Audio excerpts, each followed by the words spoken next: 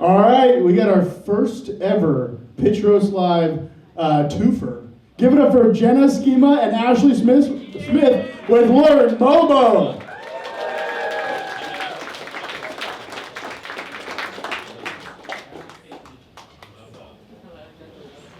Hello. Hi. Keep it going, everybody.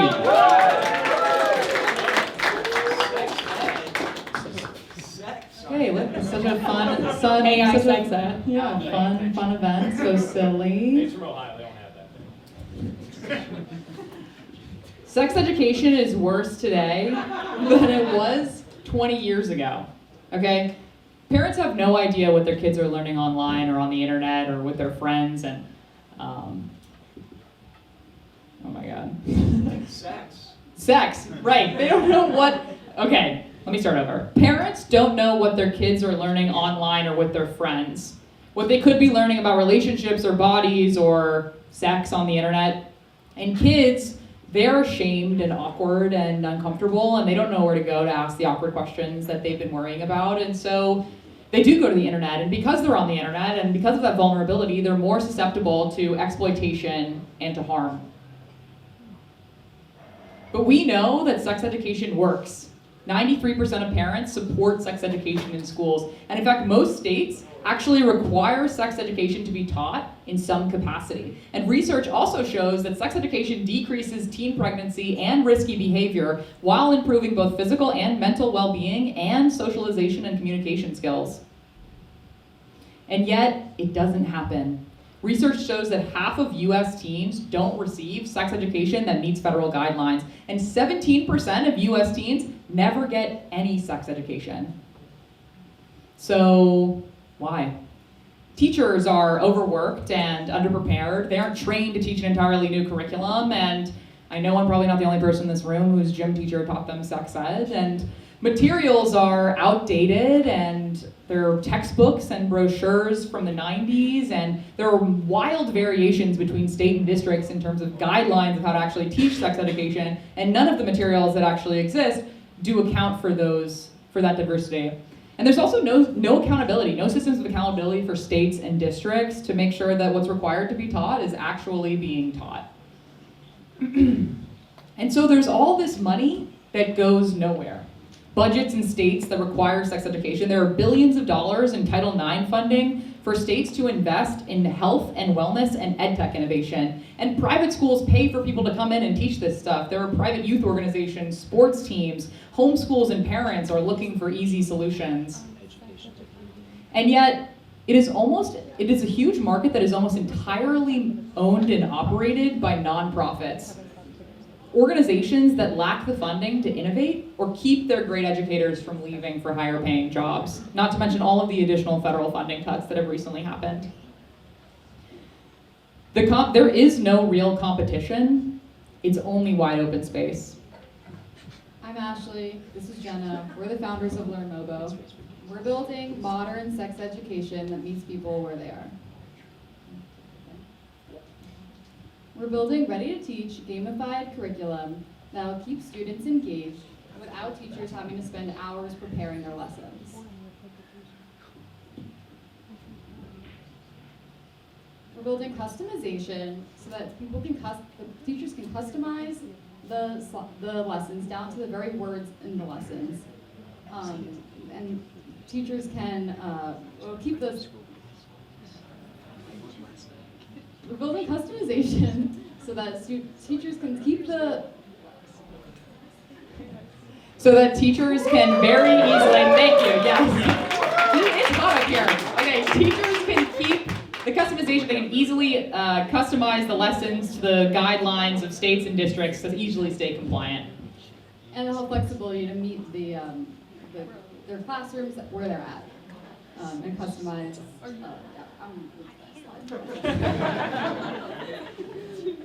We're building detailed analytics so that states, schools, and districts can find out how Learn Mobo is actually working for them, and schools can get insights into their students' needs in their classrooms.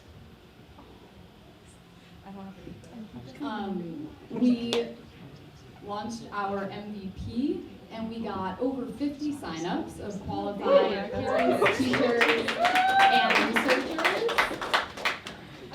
So we revamped our product. We continue to work on our product. We put ourselves all over the internet. We started a wait list, and we did a ton of outreach. And next week, we are launching our first pilot to our first group of users. So.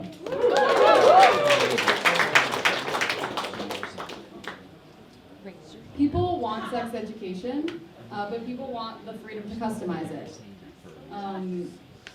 Learn Mobo is approachable enough for schools to adopt it and engaging enough to capture the attention of our students. Our waitlist is still live. We are doing our pilots in Q4 in preparation for our raise in Q1.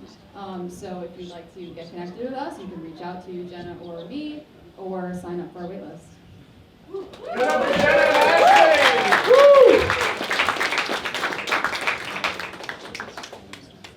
Can you play online with other people? Sure.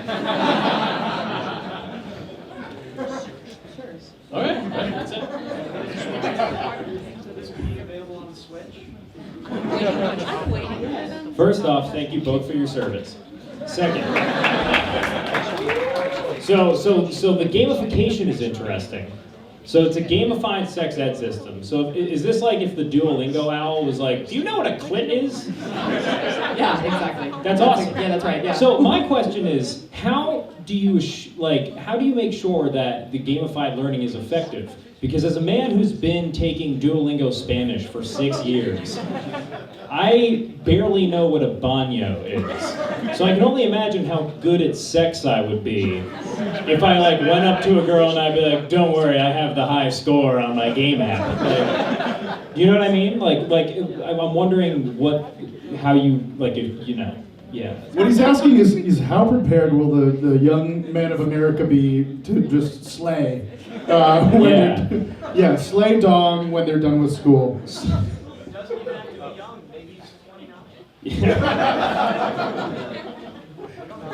Were you part of the 17%? But so is that the purpose of the gamification part, is to make it more entertaining for people, or yeah, more interactive and engaging, and just lets you get more, have more fun with it. And yeah, it's if you don't remember it, you just keep doing it over and over again. I mean, you're still playing Duolingo Spanish, right? Yeah, I can't wait to be on the train and look over my shoulder and see some guy scrolling through how do I eat someone out like that? Yeah, what are the graphics gonna look like? Is my question. How advanced are we? Yeah. I'm sure AI could take care of that part. You didn't mention AI at all. Yeah, no AI. Yeah, no AI. AI sex ed would go a long way. Maybe you could collect people's data and find out what they don't know about sex.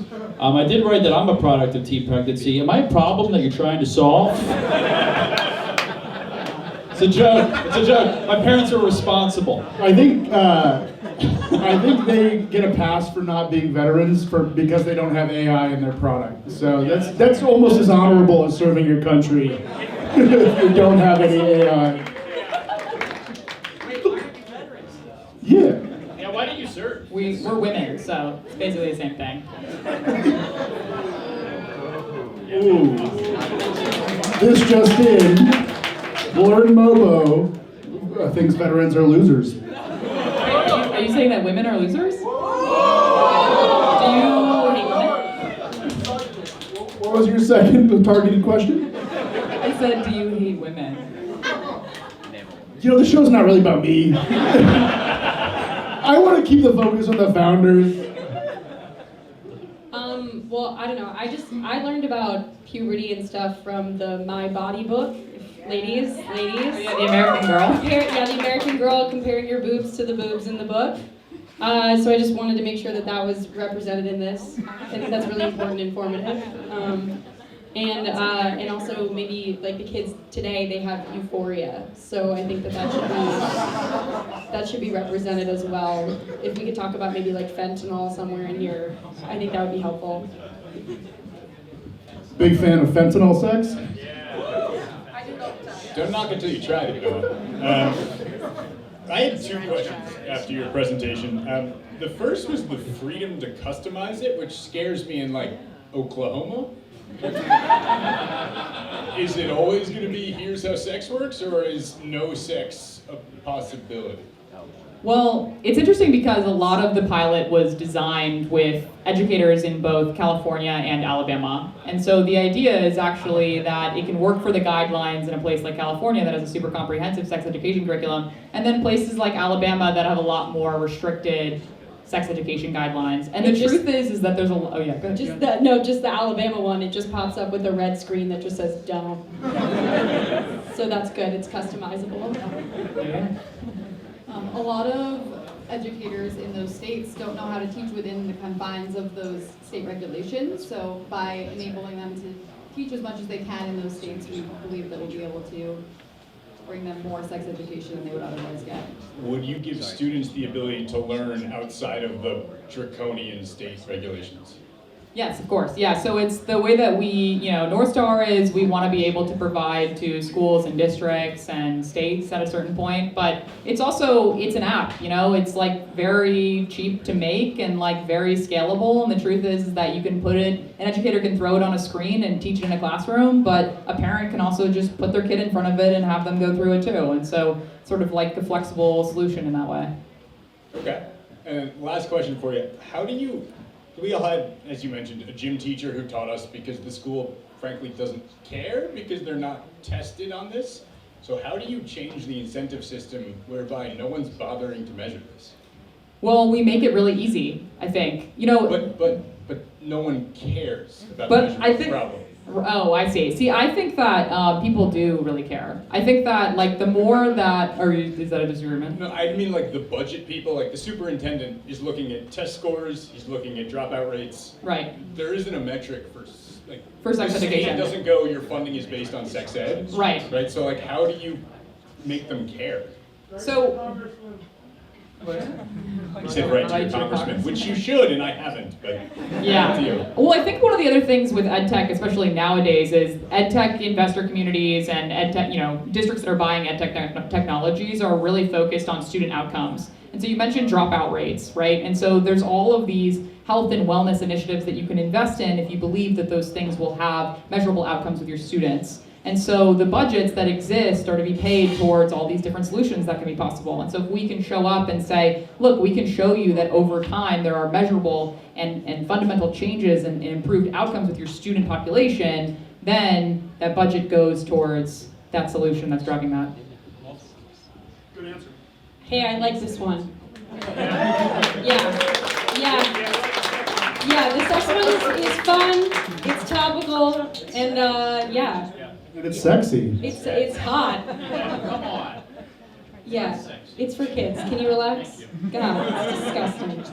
Sorry about you guys. I do like it. As someone I grew up in Florida, and our sex ed was just like, it was literally like, don't have it. They're like, just promise us you won't do it.